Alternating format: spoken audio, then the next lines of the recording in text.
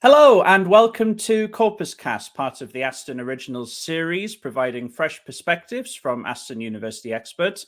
My name is Robbie Love, and I'm a lecturer in English language here at Aston University. Now, I'm a corpus linguist, meaning that I study linguistic patterns, trends, and variations using large samples of data, of language data. So on behalf of the Aston Corpus Linguistics Research Group, welcome to the show. Now, CorpusCast is the show all about corpus linguistics and what it can do for society. In this series, I speak with top researchers in the field to find out more about how corpus linguistics can be applied to a diverse range of areas. In this episode of CorpusCast, our topic is how corpus linguistics contributes to research in the area of aviation communication. And we have not one, not two, but three guests joining us today.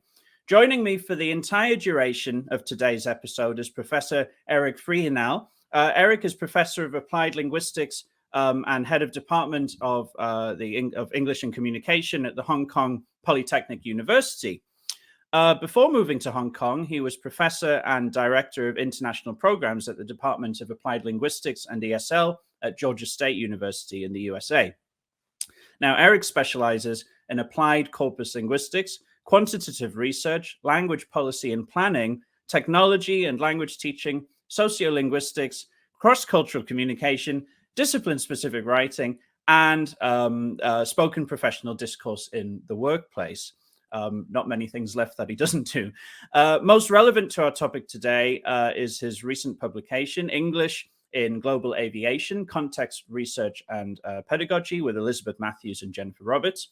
And he is the founding co-editor-in-chief of Applied Corpus Linguistics Journal with Paul Thompson from the University of Birmingham, just down the road from me. We also have two other guests, as I mentioned, Malila Prado and Andrew Schneider. They'll be joining us a little bit later on, so you'll hear more about them in a little bit. This has been, I must say, a bit of an international operation to get us all together to record this episode.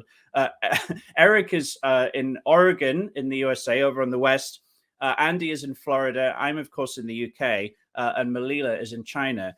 So getting us all together has been a challenge, but we've made it, and I'm very grateful, especially to our first guest, Eric, who is calling in very early in the morning. So I'm very pleased to welcome Eric Friginal to CorpusCast. Hello. Hi, Eric. Welcome. Hi, Robbie. Welcome. Thank you so much for inviting me and our group here. We are big fans of your CorpusCast and what you're doing. You're doing an amazing job, so please keep it going. I'm happy to join you today. Thank you. And thank you so much for getting up very early to join us to record this episode. I really do appreciate it. Let's get started then. My first question is a question I ask all of our guests on the show. What does corpus linguistics mean to you? It's a great question. It's something to ask nowadays, especially given what's going on. You know, a lot of things going on with what is, for example, computational linguistics, what is natural language processing, what is language and computers, those kinds of fields in applied linguistics. And I go back to my definition, a definition that I learned from my mentor, Doug Biber in Northern Arizona University, that actually tells me that corpus linguistics is a research approach in the study of spoken and written discourse. It supports empirical investigation, frequency-based investigations of naturally occurring language and use.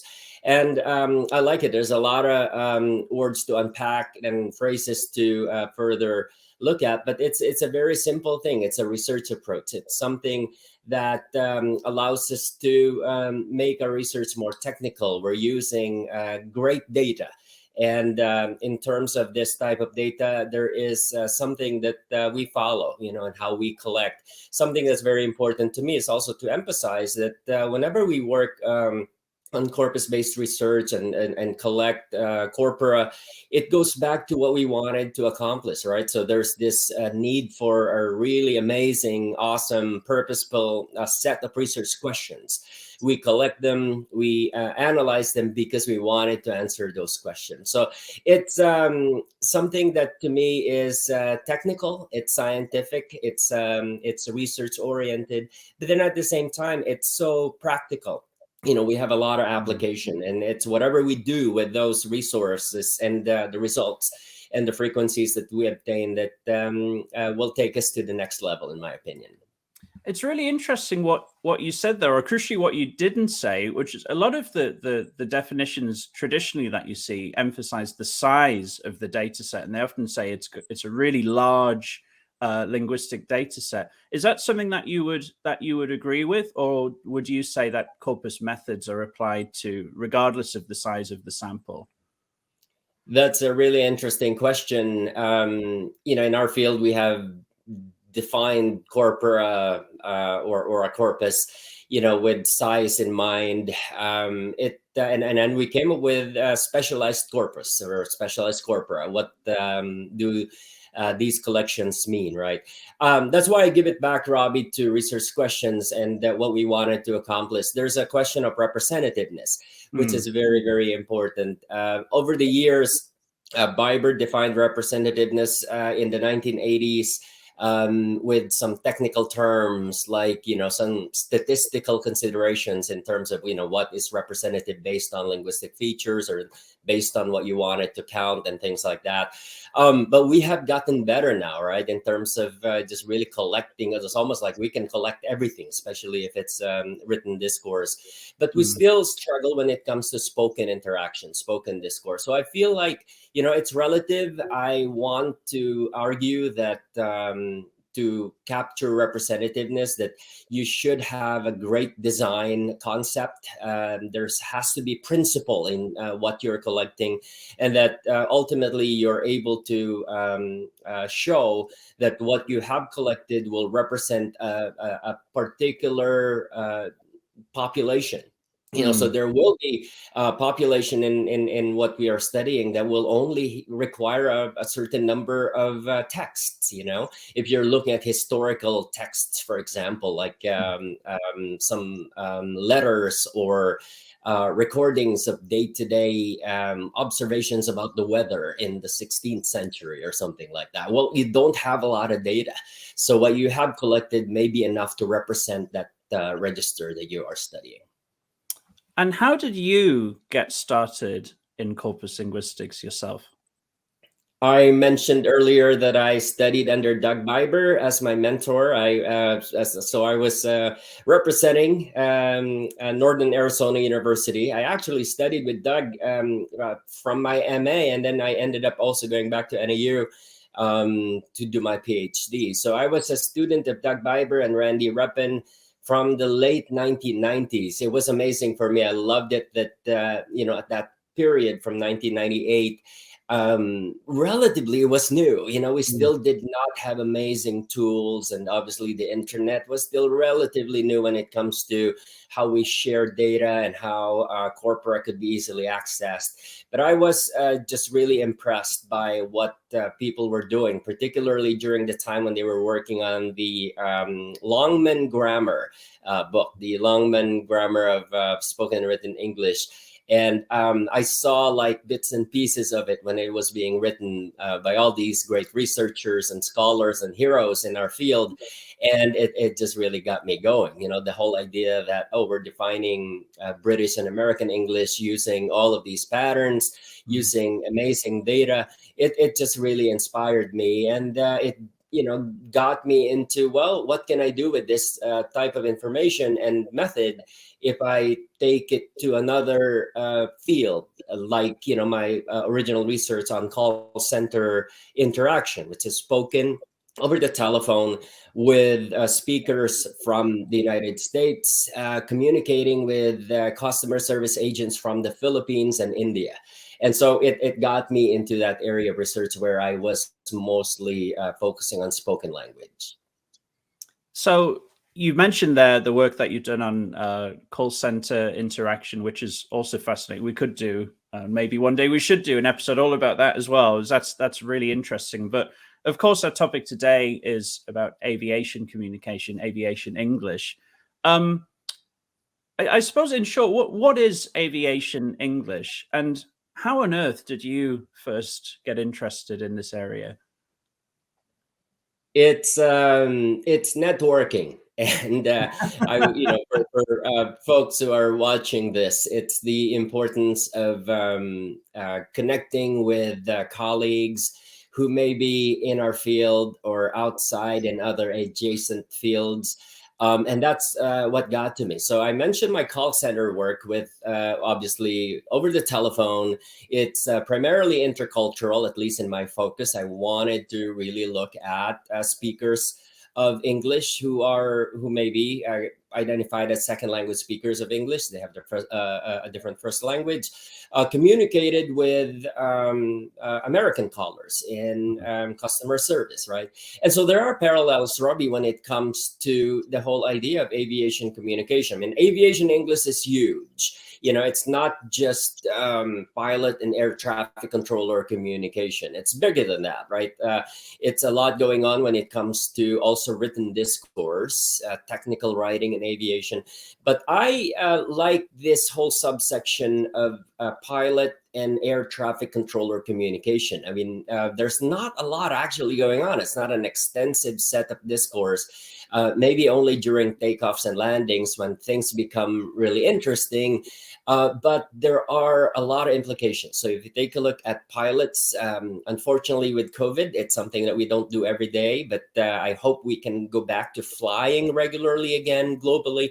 But we have a lot of flights going on. We have a lot of communication interactions happening with pilots who, again, may not have English as their first language, but this is an area where English has become the official language. So globally, and especially for international flights. So it's something spoken by air traffic controllers on the ground. It's something spoken by pilots and their co-pilots as they fly.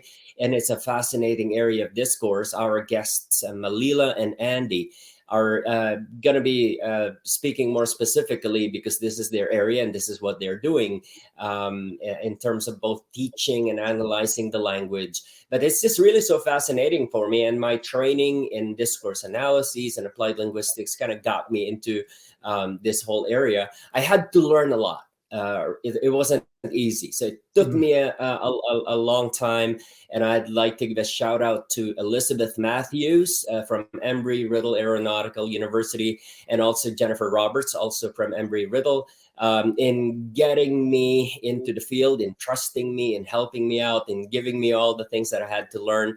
Elizabeth worked not only at Embry-Riddle, but also for the International Civil Aviation Organization, or ICAO, under the United Nations. So she was an instrument in terms of just getting me in the field and trusting me, and we collaborated, and the rest is history.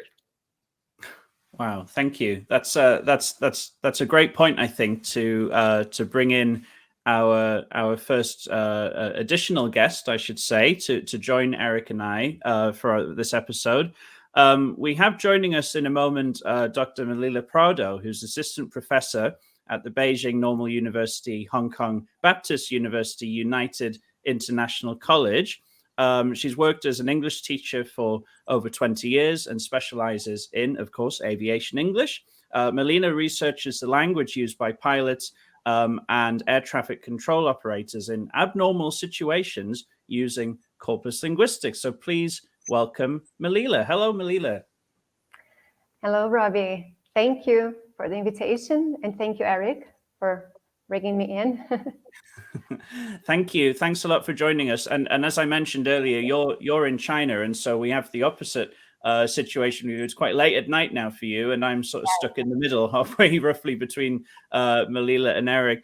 Thanks, Malila. Eric just sort of gave a very broad introduction there to aviation English. It's been internationally agreed that people in aviation will all speak this version of English. This sounds like quite a high stakes situation with pilots and air traffic controllers communicating over radio using this agreed standard of English. And presumably errors in communication quite literally could cost lives if something goes wrong. You've done a lot of research in this area, which is really fascinating work. What are some of the kind of risks of communication challenges that might occur if there is a problem of miscommunication? What are the challenges that you've observed? And how does corpus linguistics specifically help you to work in this area? Okay, well, so we have two questions here.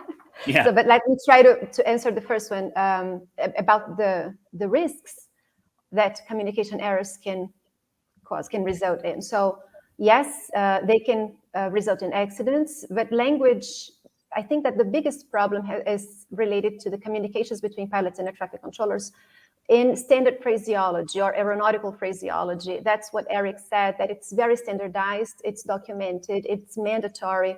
Pilots and air traffic controllers have to use it.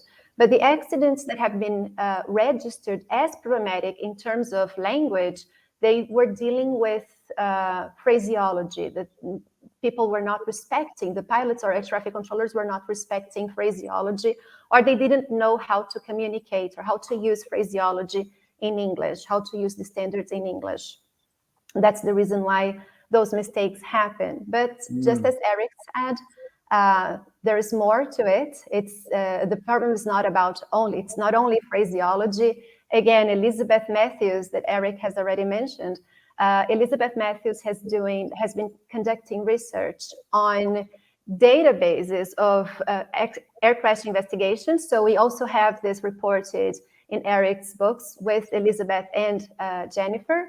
So those databases, they show that language was an issue in other accidents, not only for air traffic controllers and pilots' communication, but also related to pilots in the cockpit and the flight deck, or communications, for example, problems with aircraft technicians, maintenance technicians, or the documentation, the translation of documents, for example.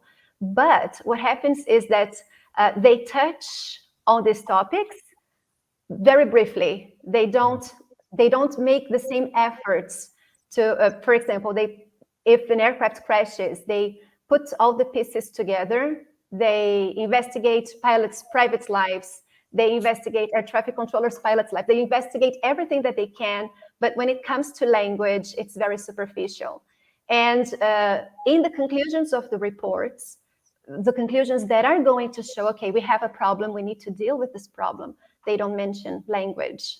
Yes, so this is actually one of the problems that we have to deal with. And but because air traffic controller and pilots communications were the main cause of accidents, or they were more easily found in accidents that happened before, we have what we call LPRs, the language proficiency requirements. So pilots and air traffic controllers have to take a test to prove their English proficiency to operate internationally. And when I started working with aviation English in 2008, I noticed that there was lack of authenticity, the same problems that we have in English teaching all over the world. But when it comes to pilots and air traffic controller communication, I think it's even more serious because of the high stakes that you just mentioned.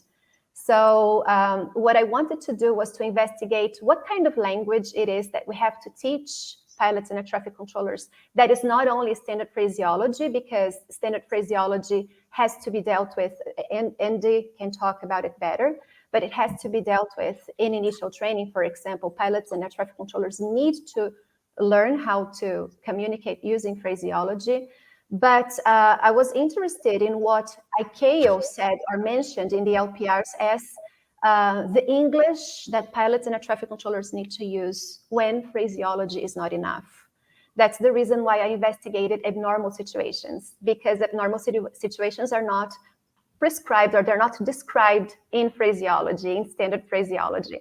So I got communications that presented technical problems or weather problems with passengers. So they needed to use language that went beyond standard phraseology. And So then I analyzed.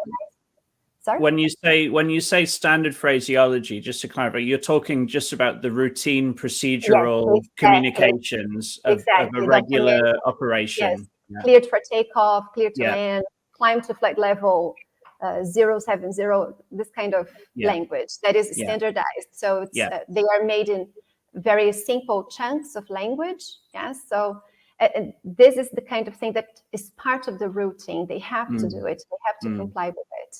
But if something goes wrong, and that is the problem, because if something goes wrong, language can help avoid the problem, because a problem never happens, an accident never happens because of one problem only. It's a chain of events. So language can help break this chain of events. And this is the language that I was interested in studying, because this is the language that we need to deal with in the classroom to pilots and air traffic controllers. And when I started working with pilots and air traffic controllers, I found materials or other teachers teaching, for example, you are at the airport and a passenger is lost. The passenger is looking for, I don't know, the check-in counter. What do you say to the passenger? And this is not aviation English. Yes, I know, but it's a pilot and he's at an airport and there's a passenger, so it is aviation English. So there was this confusion about what aviation English or what kind of English we need to teach to pilots and air traffic controllers. So this is the reason why I used Corpus Linguistics to investigate this language, to try to understand how they use language and what language they use to communicate over problems. So you analyze transcripts of interactions between pilots and air traffic controllers, specifically in unusual situations where something abnormal is happening, and you're trying to work out how they're able to communicate what's going on and resolve the issue. And does that mean you've also unfortunately looked at transcripts of cases where things have gone wrong and there actually has been an accident and lives have been lost? Yes. And unfortunately, this is part of the process. I didn't want to do that because my initial intention was to bring that material to the classroom, and it's not very nice for me to show, transcripts of colleagues of my students, that passed away. Yeah. This is not nice, but I decided to. In the beginning, when I started compiling the corpus, I noticed I was just looking for abnormal situations without any kind of standards to what kind of situations I'm going to look for. And I ended up with a lot of engine problems. Okay. So what I decided to do was to look for a document also by ICAO that standardizes accident reports. And then I think it's 33 categories. And I decided to look initially for 3 audio files or I got 3 audio files for each, but then I extended it to 4 audio files because I wanted to add the international component. Okay. Yes, because it's thankfully, it's not very easy it's the emergency situations or abnormal situations are not very common. Yes, aviation is safe. Okay, everyone who's watching.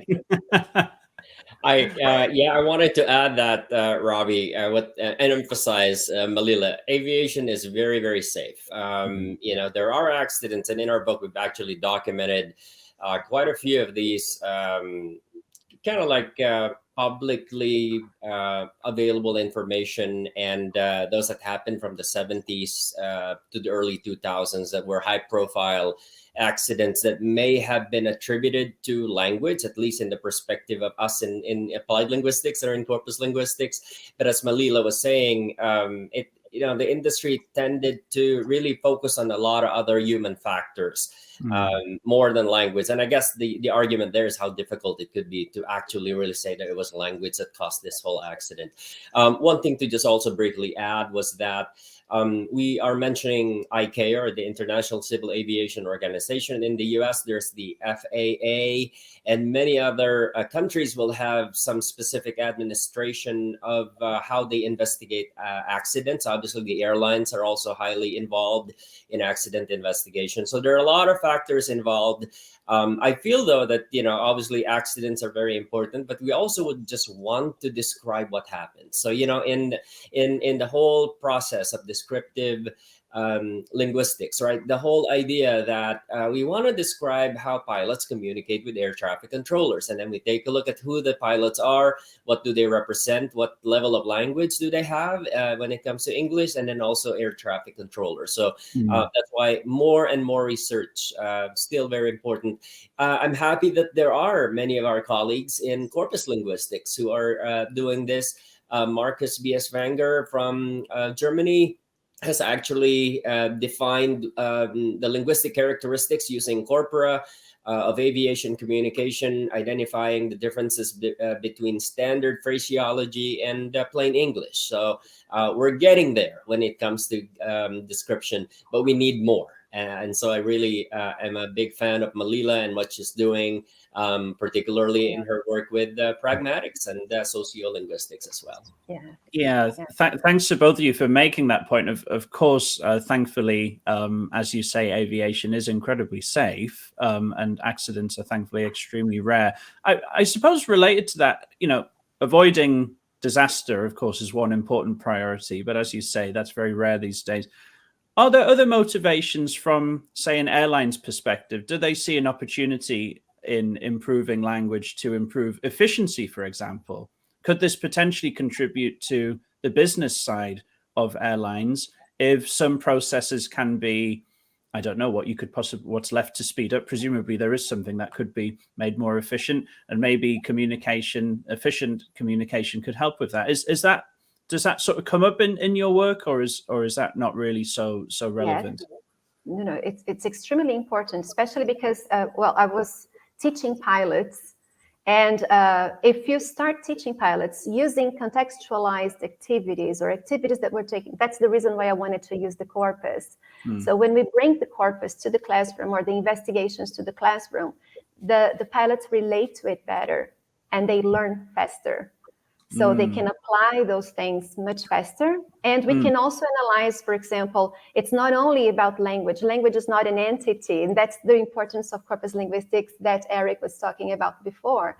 So when we analyze how language is used and what functions it performs in the flight deck or in that communication, you can teach from those functions, and you can create scenarios with your students to say, okay, so what would you do in this situation? Not in terms of, I'm going to teach them conditionals, for example, but what course of action would you take? Yes, or the contingency plans that are so important in aviation. And so this is what we need to focus on. Yes, and that's how the investigations that I started, they brought me to pragmatics that Eric just mentioned. Yes, and from there I could start developing material that was more effective. And we also have initiatives that Andy can talk about, things that he does at his university, yes, which are very effective as well, as you mentioned, and he has some data to also show. Well, brilliant. Thank you. And I think that would be a great opportunity actually to bring Andy in. So Malila, thank you for joining us. It's really brilliant to talk to you. We'll see you in a little bit towards the end of the episode. So thank you, and we'll see you soon.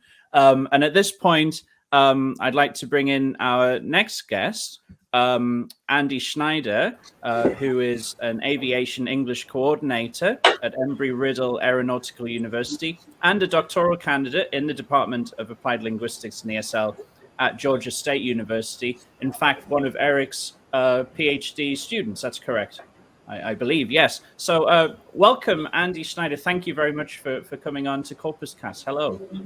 Oh, hi, Robbie. Thank you so much. And, I just want to say thanks to everybody for having me on here today and talk about something I'm quite passionate about. And I've been taking notes as everybody's been talking to kind of maybe expand some of the conversation that we've been talking about, maybe fill in some gaps that maybe the listeners are kind of thinking about, because we poked at a few different concepts, and I can kind of define them for us a little bit more, or at least use some workable definition. But first, I just want to say thanks. And feel free to cut me off at any point, because I have a habit of going on and on. Oh no, that's great. That's just what we like on this show. These are really fascinating conversations. Before we start, I must ask if you could tell us a little bit more about the model that's on your desk behind you. What have you got sitting there? Well, so, I come from a family of pilots. My grandfather was in the Army Air Corps before the Air Force existed in the United States. He was a trainer during World War II. It's the picture up in the background there. My father is a retired pilot for American Airlines. My brother was a former F-16 pilot. He did demo shows and things like that. So I keep that back there in honor of him. I'm also a pilot. And as I was in my PhD coursework in Dr. Friginal's class, I realized that, whoa, there's a really nice workspace here for somebody like me who enjoys corpus linguistics and comes from a flying background, as I do. And so that's what the F-16 there is sitting in the back there. I had to get that requisition for the office here. I'm coming at you from Daytona Beach in Florida. Oh, wow. That's so Robbie, if there is one person who's one in a million when it comes to this field, it's Andy, because I don't know how many of us Andy is a language teacher, a trained linguist, somebody who has taught overseas for a long time. So intercultural communication, corpus, all of those things that we do, right? But then he's also a pilot. So how can you get all of this together in one person? And that's really very rare. And I just saw it as a perfect fit for him. And he'll take this all the way. I'm pretty sure in the future we all are going to be pointing to Andy's work and what he will be doing in this field. So I'm so proud that this is what he's doing. Well, it certainly puts my hobby of community theatre to shame. I'll put it that way. Community theater was earlier, because my undergrad degree is in theater. So there you go. Wow. I was in Los Angeles for 5 years. I won't tell everybody to look up my stuff that I did when I was working in LA, but another life. Certainly another life. Is there anything you don't do? That's amazing. But Rob, you can understand the overlay between understanding phonetics, phonology, all that stuff that's related to theater. You can bring all that into corpus research and speaking, especially speaking and listening related kind of research. So there's definitely overlap. Sorry to cut you off. No, you're right. It definitely helps, and I must do an episode about theater at some point. It would be really interesting. So you're sort of balancing two roles, I suppose, at the moment. You're still working on your PhD, and you're now, as we mentioned, an aviation English coordinator at an aeronautical university, Embry-Riddle. What does this involve, and how does corpus linguistics inform your work? You've built a corpus, haven't you, that you're using in your work? That's right. Yeah. So, initially when I came down here, during my PhD work to do research, I was hired to come in here and do a needs analysis and figure out kind of what the department needed for language on a more granular level with one of my colleagues, Rochelle Udell, a fellow PhD student. And from there, they kind of saw my skill set and said, I think that we could utilize you in a larger capacity, because you've got the research background, you've got the flying background. So I originated this position, Aviation English Coordinator. And I don't want to get too much into the policy, but Eric had touched on the FAA, the Federal Aviation Administration, back in 2017, adopted this ICAO standard for language proficiency. They renamed it because Americans have to rename everything, make it their own, but it's essentially the same thing. And it's called the Aviation English Language Standards. And so they realized, and this is just something I'll touch on here, is that part of my doctoral work is looking at standard phraseology, which I'll define here in a second, as a second language. It really, in my belief, should be treated as a second language, because as Malila pointed out, native English speakers are deviant in standard phraseology, if we can use that term, and it causes a lot of problems globally. Now, like Eric said, planes are not falling out of the sky. We're safe. Everything's safe. Just reinforce that, it's not chaos up in the cockpit talking. But there is a way to standardize what's happening and cut down on those communication misunderstandings. But certified flight instructors are not trained language teachers. They're not. And yet they're being asked to teach what I believe is a second or foreign language in this kind of English for specific purposes realm. And so I'll offer up this definition. Eric had talked about Marcus Bieswanger. And so he defines standard phraseology as being a reduced set of words and phrases. So it's very limited to what you should be able to use. And each of those phrases has one meaning. So instead of saying, descend and ascend, which would make sense, the send on both of those things could create some kind of miscommunication over the radio. So it's descend and climb. There's a whole host of other things that could be discussed about that. Grammar is elided often. So they'll cut out verbs or they'll cut out prepositions, things like that. The calls themselves can be very short. There's a frequent use of imperatives when you're looking at verbs. There's a prescribed pronunciation of numbers. One of the most famous ones is Niner, which historically, and whether it's true or not, they say, oh, well, the Germans will say nein means no, so let's use Niner. Who knows if these things are really true or not, but it's kind of fun to reach back to antiquity. And then the letters are pronounced in a very specific way. So we don't say like A, B, C, D. We'll say Alpha, Bravo, Charlie, Delta. And that's prescribed so that people can understand in longer utterances, so to speak, in the word segments to understand what those things are. And so standard phraseology is interesting, especially for pilots, because it's a lot of mom and popper kind of stuff. Like it's this lineage of, well, I learned it this way. And I guess this is right. So you'll do it this way. And so, for native English speakers, there's kind of an assumption built in that because you're a native English speaker, you'll figure it out because it's the same. But research into this, Julia Tripp's got some really interesting research into this, where she took what we'll call naive English speakers without pilot training. And then she took non-native pilots, and the native English speakers had no idea what they were listening to when they were listening to radio calls. They could not repeat them back, which really speaks to the fact that if a person comes in with native English speaking ability and listens to standard phraseology, they need to be taught that. And so that's really been my main drive as aviation English coordinator. But, as Malila does too, I work with non-native English speakers. We try to identify their aviation English skills more globally. But Eric had talked about this too. Aviation English is large. It's a big umbrella. And what we're really talking about here today, it seems like, is what we call aeronautical English. And that's the language that's used over the radio when you're flying. And so it divides kind of into two subsections. The standard phraseology, we can think about that as routine flight, the stuff that happens 95% of the time when you're talking. And then abnormal or emergency flight conditions, which is what Malila does, especially with commercial line pilots. So we asked about what I do. Well, I saw a gap in flight training. And I said, well, if there's problems happening in standard phraseology, which we've identified, it's got to start in flight training. So what does it look like in flight training? What are people learning in flight training? So I built the Corpus of flight training, the CFT, in order to investigate how students learn, what language register do they need, or what does it most closely align with?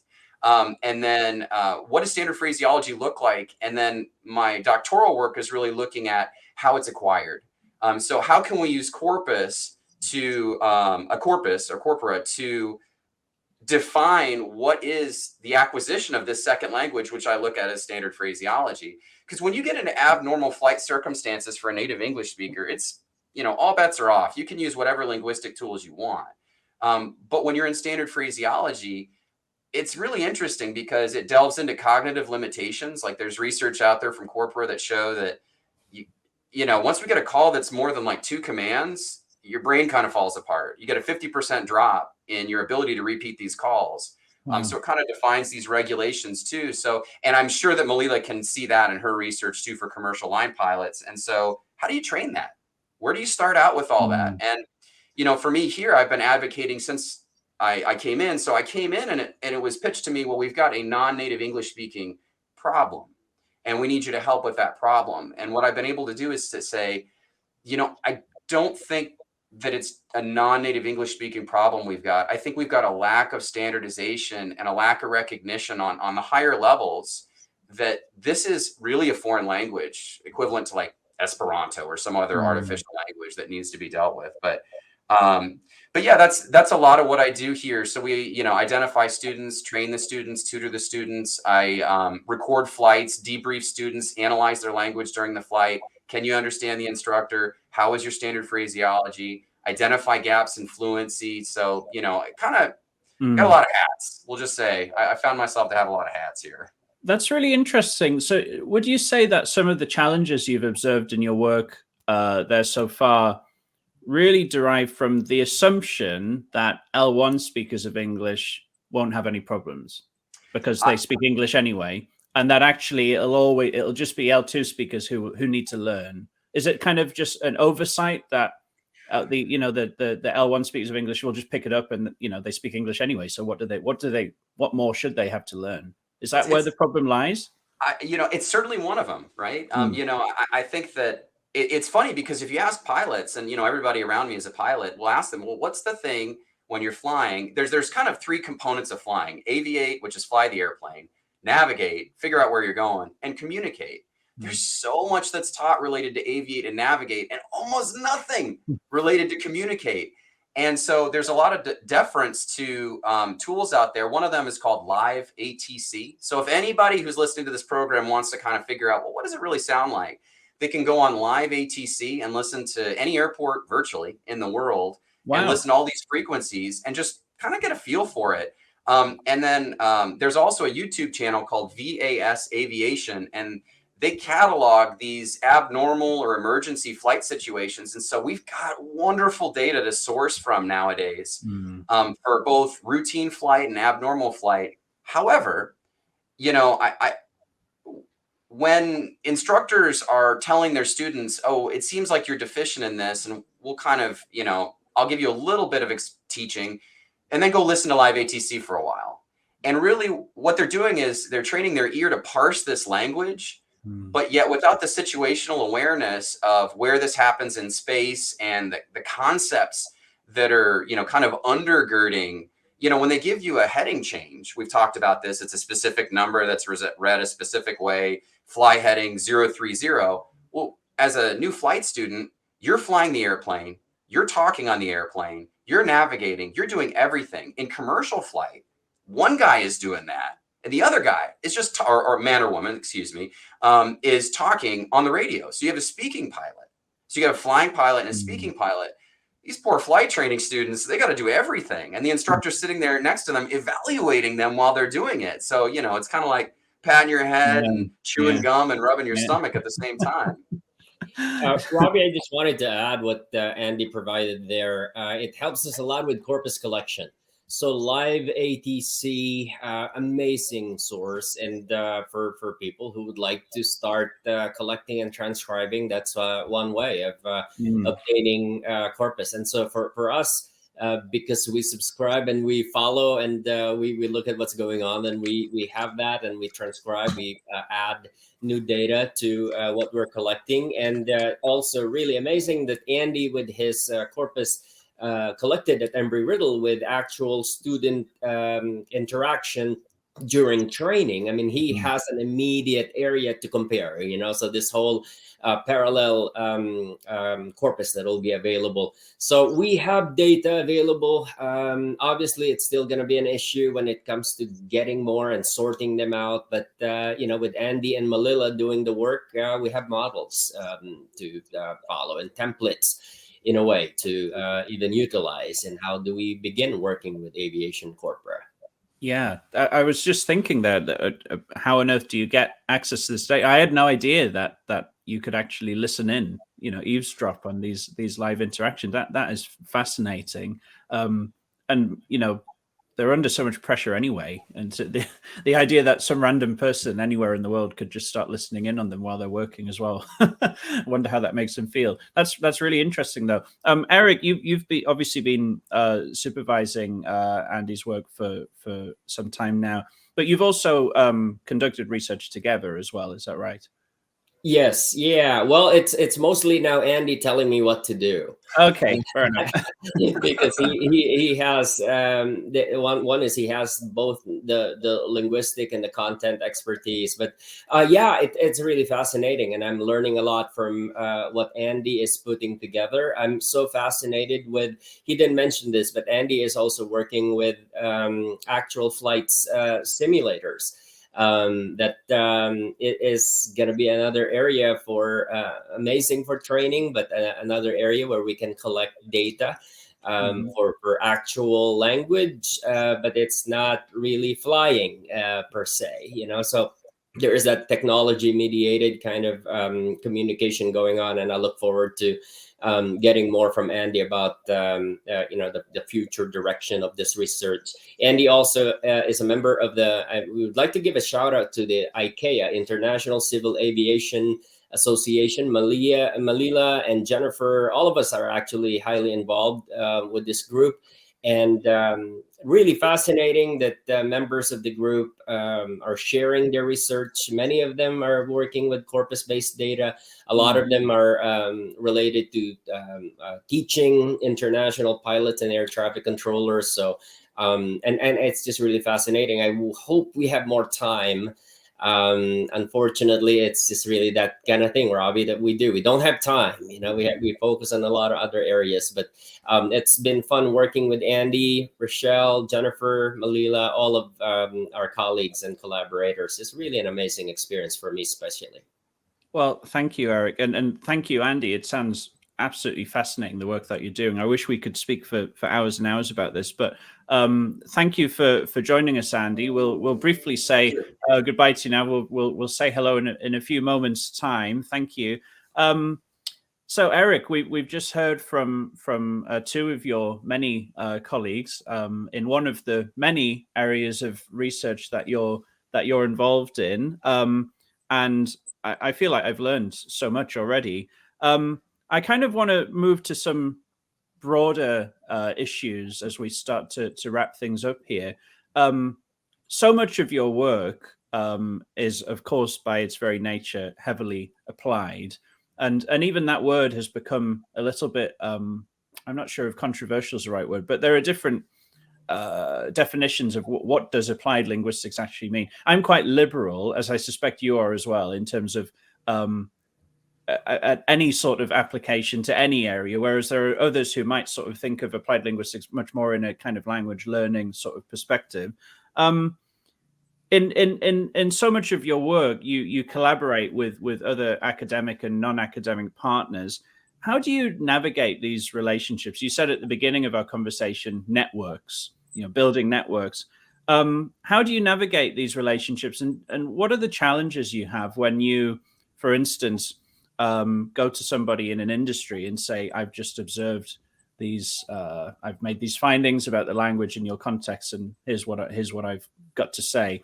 What are the challenges with this sort of work in this very collaborative nature that you work? Great question, Robbie. It's and I'm with you in terms of the whole notion of applied. I'm very liberal about that too. I really have learned so much about networking and collaboration. We have a lot of colleagues. We offer a great skill, right? As applied linguists, we carry with us what linguistics mean and the approaches about linguistics. We present ourselves as researchers. We can help the applied side of it, as we can offer solutions, and we can offer especially pedagogy. This is what both Malila and Andy are doing. They're collecting real world data. It's naturally occurring, and here's what they can do to take that into the next level, which is teaching learners, right? In terms of addressing the industry, however, there will always be pushbacks, right? Sometimes it's always difficult to go into an area where there have been people working on it and they may not have your same experience and background. My lesson and something that really worked, in my opinion, worked well for me, was to just really get to know the field, get to know the people, spend time presenting yourself and what you can do. I mean, we cannot just go in gung-ho, change the world. Here's how you best do it. I've experienced it when it comes to, assessment concerns in aviation, where based on my experience, some language experts came to a group and proposed ideas and solutions that were not necessarily connecting well with members of the group, right? And so I want us in our field, especially, this is the notion of English for specific purposes, where we are the language expert, but we need to really work well with the content expert.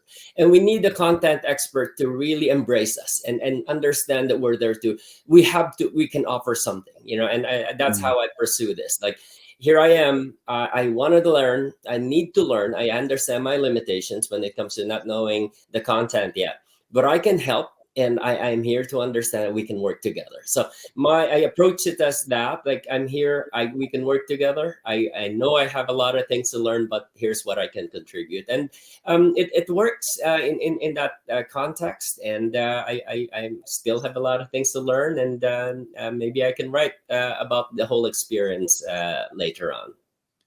It's so wonderful to hear somebody who I regard as being just amazing and inspirational in so many ways in terms of the career that you've had, be so open about, just saying things like, well, that I don't know about this, so you need to teach me. I think that is such a refreshing and honest kind of way of working, and it clearly works really, really well, rather than to be tempted to claim to be the expert of absolutely everything, and to just remain open about about what you still want to learn and to be open to new things. So that's really, really great to hear, actually. And as we start to wrap up now, I want to give you my challenge of my quick questions, which is always how I end episodes. And I always say something about how the questions are quick, but maybe not the answers. But we'll see how you manage. I'm not going to time you, don't worry. So there's 3 of them. The first one is, what are the biggest changes you've noticed in Corpus research during your career? Yeah, it's I guess I jumped to one big change: the internet sketch engine as the second one. And just really the notion of, like, you go online, there will be access to corpora, there will be access to tools, and it's amazing. And it worries me, Robbie, just because I feel like, wow, do I need to learn that, right? So it a lot of things going on now. I read articles, I get new publications, and I know nothing about the tool. Compared to before, when I felt like, I attended the conference, I knew about the tool. Now there are so many. The other thing, I mentioned this earlier: natural language processing, computational linguistics, and corpus linguistics. I mean, we need to articulate what these things are, and what is corpus, what is NLP, and what is not NLP, what is not corpus. And with these things coming out, there are a lot of overlaps. My emphasis is just to really be able to, if you're doing corpus linguistics, then do corpus linguistics, but learn what it actually is. You cannot argue for, like, this is corpus linguistics is because I use text and, I use tools. And I feel like articulating that is very important. Sometimes you read what arguably would be a corpus linguistics paper, but then the citations are computation or NLP paper. There will be, those kinds of overlaps that are happening. Because the fields are really overlapping, if you may, and I feel like we need to further redefine and create a clearer articulation of what is corpus, what is not corpus linguistics. I think that's a really good point. Related to that, I suppose, is, what is the biggest misconception of corpus linguistics that you have encountered? That it's gonna change the world, I guess. I guess because that's what I thought before. Considering that I felt, especially in the late 90s, that that was amazing. Not that I don't believe in it anymore. I mean, I obviously still do, but it is a research approach, right? It is an approach it's something that will help us teach registers more, just like again what our two colleagues are doing, Malila and Andy, that to describe phraseology, to standardize the language of aviation, they go to Corpus, right? They go to their corpus, they go to what they have collected, and they argue for like, this is how you best teach this, right? So I feel like that's that's what we're doing. It's practical, it's functional. But it's teaching, it goes back to what we do as teachers.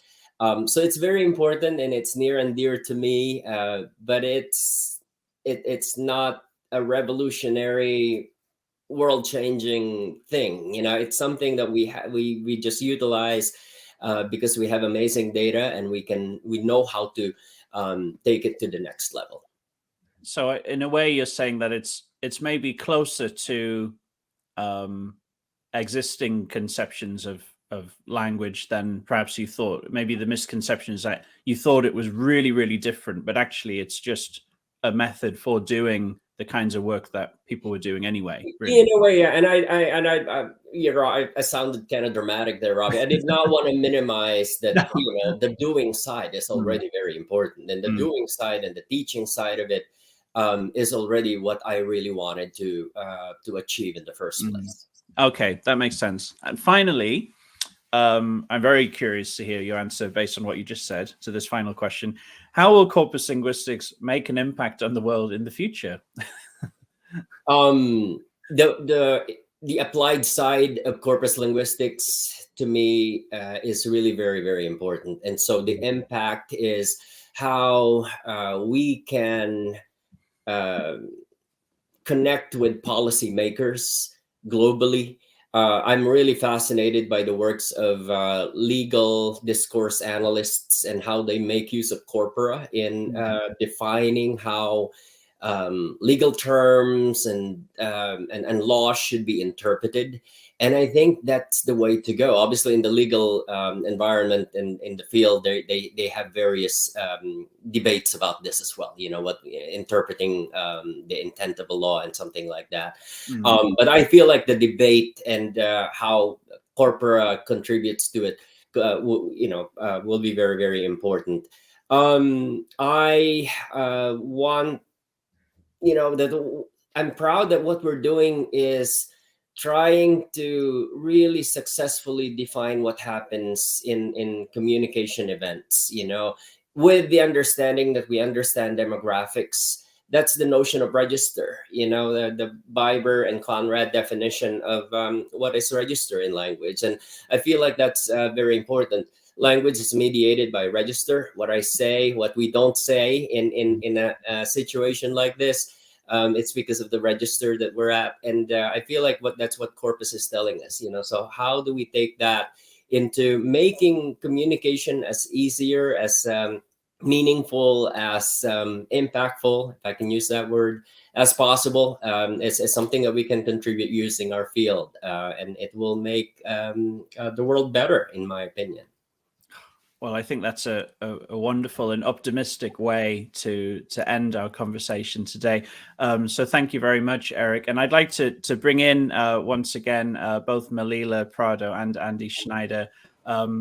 Thank you for joining us to contribute to this episode. And I hope also you enjoyed listening in on the rest of the conversations as well.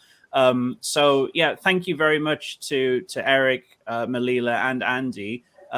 This has been a first for us with having 3 guests spread across the globe as you are.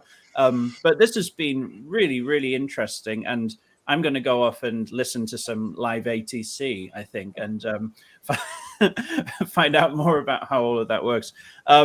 So thank you to our 3 guests, and of course, thank you to you, whether you're watching us on YouTube or listening to us on Spotify, Google Podcasts, Podcast Addict, or Podchaser. Do let us know your thoughts about this and other episodes using the hashtag CorpusCast, and make sure to check out the Aston Corpus Linguistics Research Group on Twitter at Aston Corpus. CorpusCast is an Aston Originals podcast written and hosted by me, Robbie Love, and produced by Sam Cook. Thank you for watching or listening, and thanks again to our three guests today. Thank you very much. Thank you. Thank you.